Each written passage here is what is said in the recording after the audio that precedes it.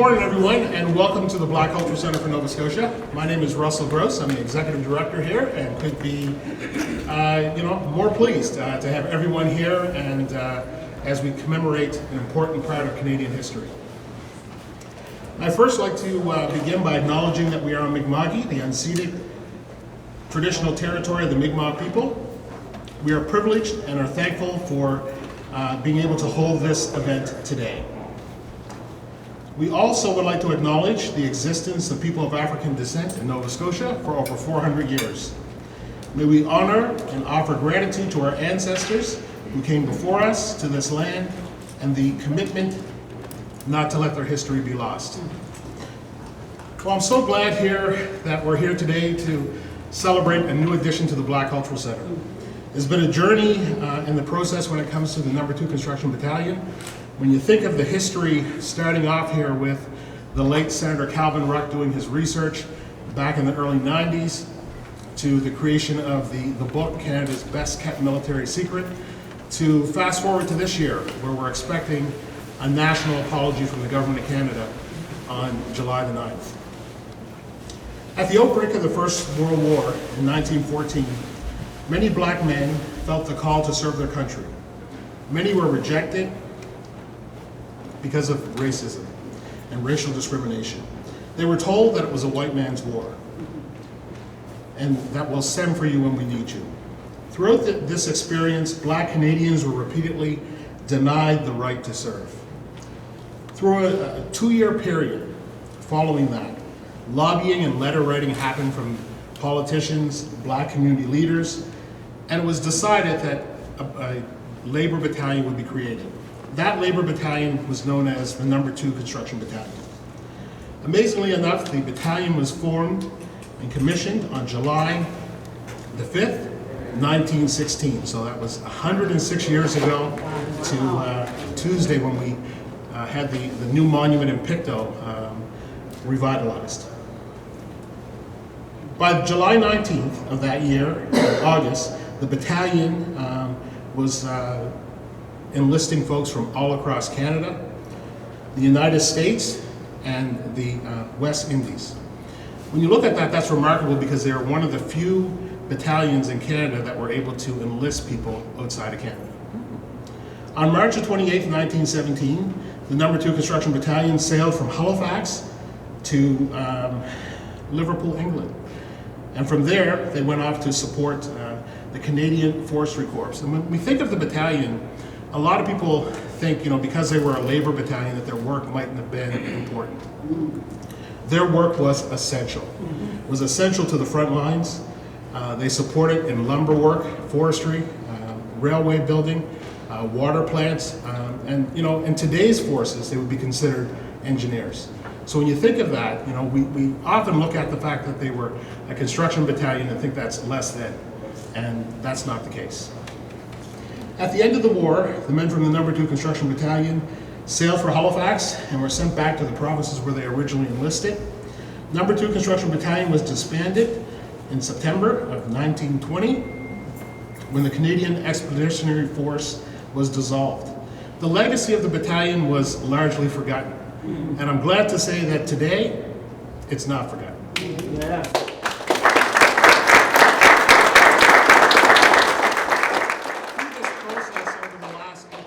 That we've journeyed on with the Government of Canada to develop a meaningful apology that's forthcoming on July the 9th. We've engaged with hundreds, even thousands of Canadians from across Canada that are descendants of those brave men. And today we have some of those descendants here, and I take the moment to take the time to acknowledge them and thank them for their commitment to making this apology meaningful. We understand that there was hurt for the men of the battalion when they tried to enlist. They suffered great adversity while they served, and they came home to little or no fanfare. When you look at that, that's remarkable that these men still contributed to society. The exhibit that you're going to see today is going to feature some of that. Some profiles of some of these brave men of the battalion and how they committed to community after they returned, despite what they went through, and the contributions they made to this province and this country. This event wouldn't be possible, this exhibit wouldn't be possible without the wonderful support of our partners with the Government of Nova Scotia. And I'm honored and privileged to have here with us today Minister Pat Dunn, who's the Minister of the Department of Community, Culture, Tourism, and Heritage. Did I get that right? Yes. As well as African Nova Scotia Affairs. I'd like you to come forward and to bring a few remarks.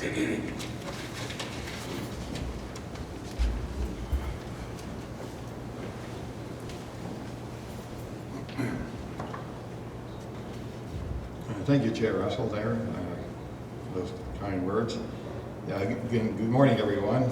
It's certainly an honor and privilege to be here with you, especially people that are here that are connected somewhere with the No. 2 Construction Battalion. I have a very good friend back in Glasgow. His name is Scotty McLean. He drops in to see me at least twice a week. We're always chatting. And the poster that was one of my favorite posters, of course, is the No. 2 Construction Battalion. It's on the door of my office. And one day he was in chatting with me back just a few years ago when the poster came out. And he pointed to someone on the poster and said, that person is a relative of mine. So, of course, we engaged in a lot of conversations about that. And, of course, I was always interested and read a lot over the years of the various wars and so on. So. This is certainly a very unique group of individuals that did so much for our country back in World War I. So Nova Scotia is committed to finding solutions to improving equity and inclusion for everyone. However, it begins with understanding the histories, stories, and experiences of everyone if we want to move our society forward. The courageous men of No. 2 Construction Battalion made significant contributions, not only to our province, but our country and across the world.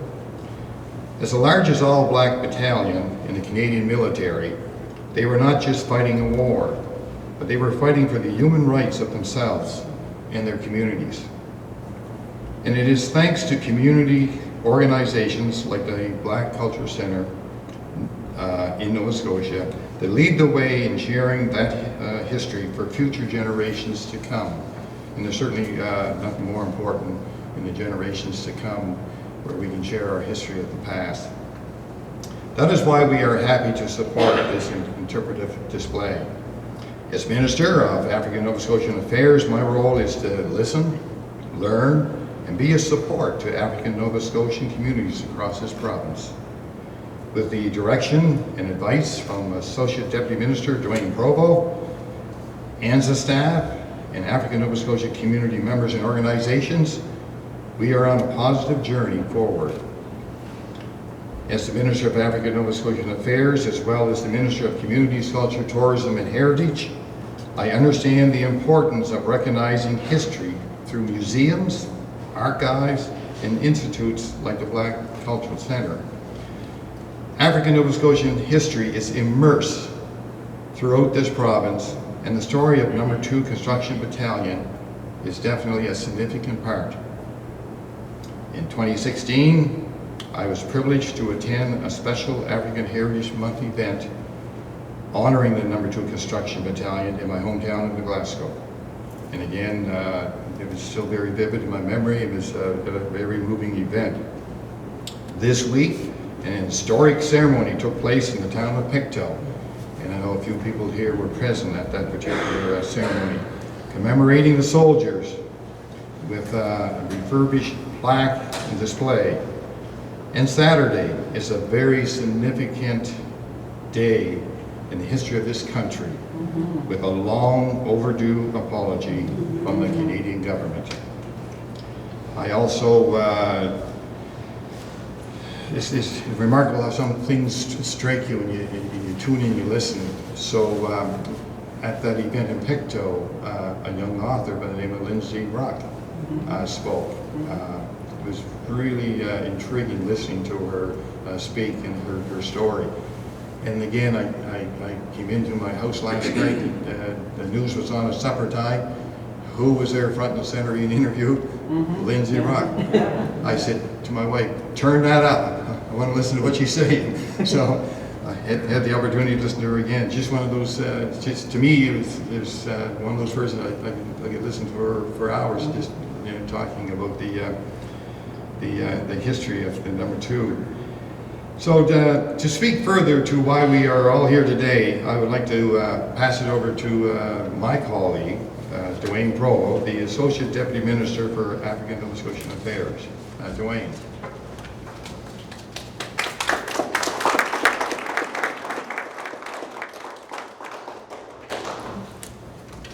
Good morning, everyone. Good morning.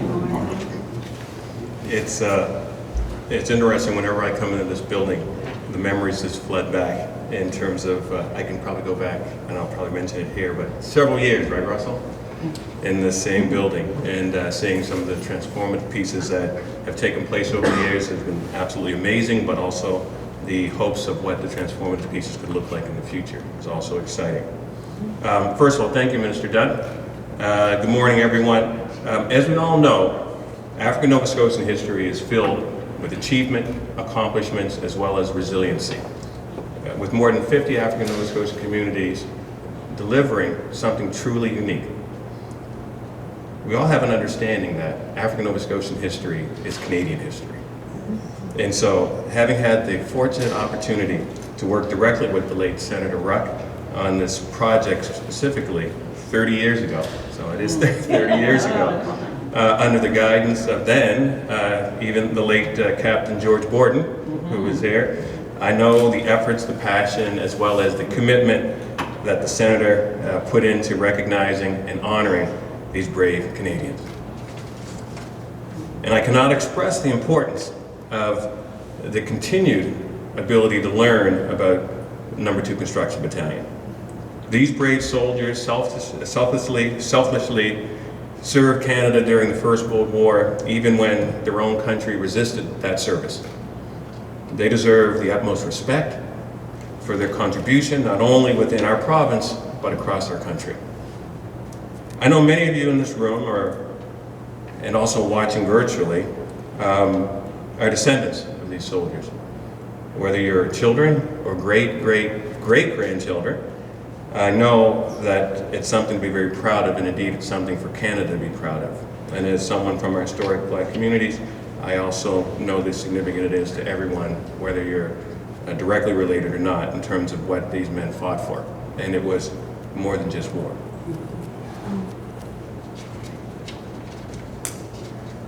It's important that we live in a province that's reflective of our incredible diversity, and that there's still so much more to learn about number 2 Construction Battalion that's yet to be uncovered. Since taking on the role of Associate Deputy Minister for African Nova Scotian Affairs, one of my priorities is to make sure that we improve, serve, but also raise awareness of our communities. As an African Nova Scotian born in one of our historic communities, I know both personally and professionally the contribution of our communities and how we've had an impact on this province. It's always wonderful when we have an opportunity to see some of that contribution be recognized. And that is why African Nova Scotian Affairs was so enthusiastic to provide the support for this interpretive display to further share that significance of what number 2 Construction Battalion means to Canadians.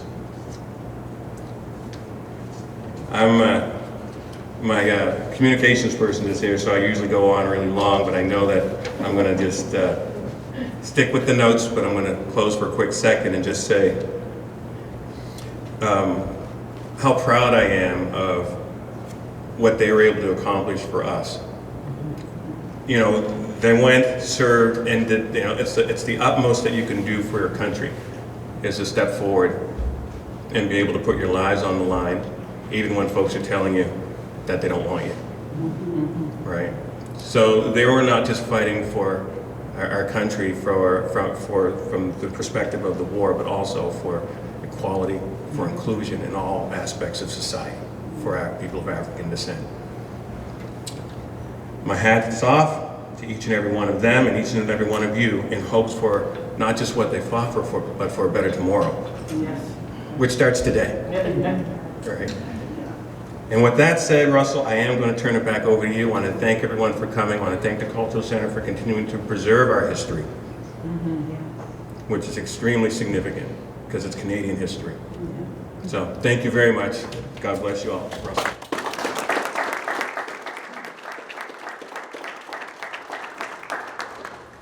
Just to speak a few moments about the incredible journey of the No. 2 Construction Battalion and the Black Cultural Center. As ADM Provo had mentioned, back in the 90s, both him and I were summer students here at the Black Cultural Center. I never left. And we worked with the late Senator Calvin Ruck and his passion and determination to make this story a story that was known by everyone. And of course, we remember the late Captain George Borden for his determination and his picking up the mantle after Senator Ruck passed to keep the legacy moving forward. And it was Captain George Borden who wrote the letter that eventually made it to the Prime Minister seeking an apology. And so today we are extremely grateful for that process. And the process that has happened over the last 18 months has been an incredible partnership between the Government of Canada and the Black Cultural Center. This exhibit is some of that work. One of the things that I'll share about this exhibit is it's truly a national exhibit. The researchers that worked on this exhibit were from across Canada, and it tells the impact that the battalion had in Canadian history. So I wanted to take a moment to acknowledge those that worked on this exhibit. And so our lead researcher and research coordinator was Kathy Grant from Toronto, Ontario.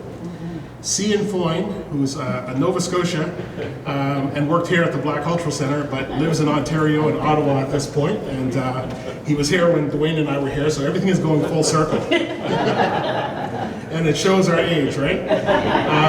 John Borleau, Kevin Junior, and Riel Williams all were important part of making this exhibit possible. I also would be remiss if I didn't talk about our Government of Canada partners in this whole journey to ensure that the story of the No. 2 is clearly stated and shared across Canada, but most importantly that there's a meaningful apology that's going to happen. And I'd like to acknowledge Lieutenant Colonel Barry Pitcher, who has been by my side for the last 18 months to make sure that we get things right on July the 9th. So at this time I'd like to call upon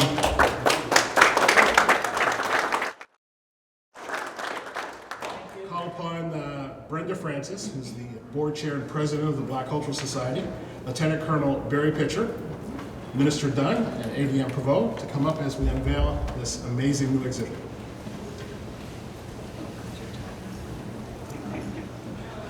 So what we're going to do is we're going to do a countdown. We're going to go 3, 2, 1. Yeah, come on up on the side. 1, 2, 3. And this. We're just going to give this a tug downwards, and we're going to see it. So let's get everyone involved. 3, 2, 1.